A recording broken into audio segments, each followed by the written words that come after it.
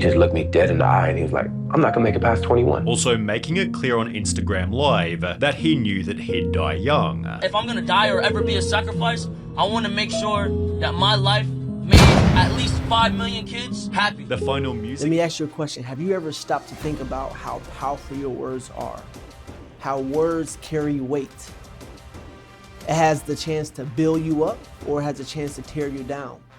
And also, the words we speak, it can lead to some very dangerous situations. Before we tap into this video, let's go ahead, like, share, and subscribe. Share it with a friend, share it with someone that you feel that this video will touch. With that being said, let's go ahead and dive into this. Look at me, X told his record label the age at which he'd die. And he just looked me dead in the eye and he was like, I'm not gonna make it past 21. Also making it clear on Instagram Live that he knew that he'd die young. If I'm gonna die or ever be a sacrifice, I want to make sure that my life made at least 5 million kids happy. The final music video he'd ever film was him attending his own funeral, explaining exactly how he thought it had happened to DJ Akademiks. How does this story end? I live as long as He'd add whoever killed him would be a stupid person who doesn't care about their life enough to try me, but those people exist everywhere. DJ Akademiks then asks about his car. Hey, yo, how often you drive that I-8, bro? With X then responding, bro, I be driving that and I'm scared because everyone knows what I drive. People have swerved to record me. I've been scared and thought I was going to die. Well, whilst driving that exact car, 6 months prior to his 21st birthday, X was shot by a group of idiots who didn't care about their life, just as he almost predicted perfectly.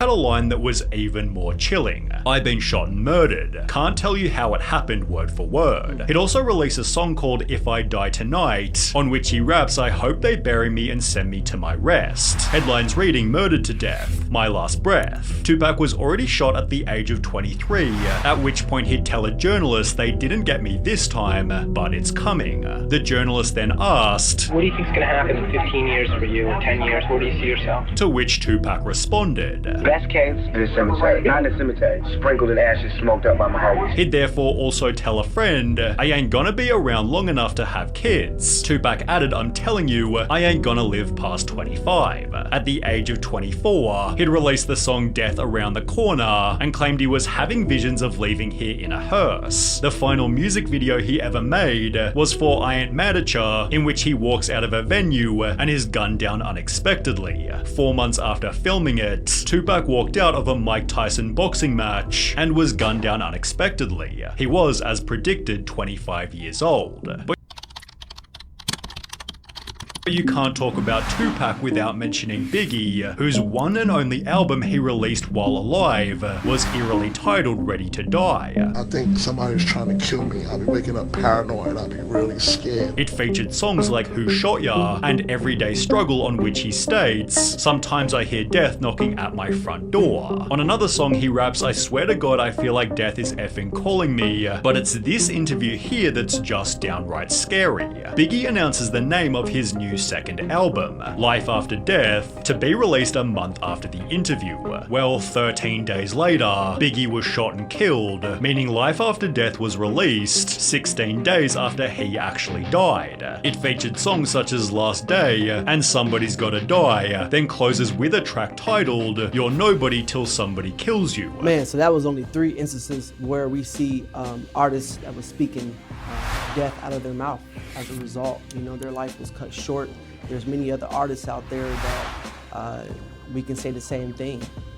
And with that being said, you know, we have to start speaking life over ourselves. You know, instead of speaking the negativity, the evil, rapping, singing these words, start speaking God's word over yourself. I'm here to tell you that Jesus is the only way. There's no other way in life. And I can say that because I was once, before I gave my life to Christ, I was once one of those kids that was speaking death and not understanding that my life was a result of what I was speaking, what I was listening to, what I was watching, who I was surrounding myself with.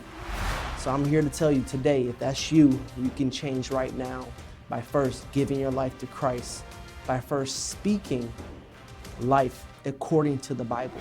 So I will guard my ways that I may not sin with my tongue. I will guard my mouth as with a muzzle. That's Psalms 39:1. Also, praising the Lord. I will bless the Lord at all times. His praise shall continually be in my mouth. Psalms 34:1. O Lord, open my lips that my mouth may declare your praise. Psalms 51:15. And my tongue shall declare your righteousness and your praise all day long. Psalms 35:28.